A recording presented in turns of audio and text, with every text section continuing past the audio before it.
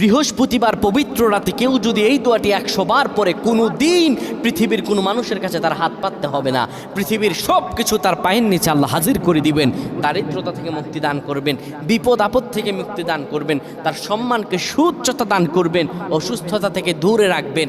আল্লাহর অশেষ দয়া ও রহম তাকে দান করে দিবেন। সুবহানাল্লাহ। বৃহস্পতিবার রাত এটি গুরুত্বপূর্ণ রাত। এই রাত সপ্তাহে একদিন আসে। আরবিতে রাত আগে আসে, দিন পরে আসে। সুতরাং বৃহস্পতিবারের যে দিন গিয়ে রাত, এটি বৃহস্পতিবার রাত নয়, এটি শুক্রবারের রাত, এটি জুমাবারের রাত, এটি দোয়া কবুলের রাত, আল্লাহর কাছাকাছি হওয়ার রাত। সুবহানাল্লাহ।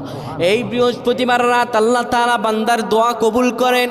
কেউ যদি বৃহস্পতিবার রাতে ঈশা নামাজের পরে পবিত্র হয়ে ইয়া হাইয়ু ইয়া হাইয়ু ইয়া হাইয়ু ইয়া রফিয়ু ইয়া রফিয়ু ইয়া রফিয়ু এই দোয়াগুলো পড়তে পারে 100 বার, আল্লাহ রাব্বুল আলামিন তার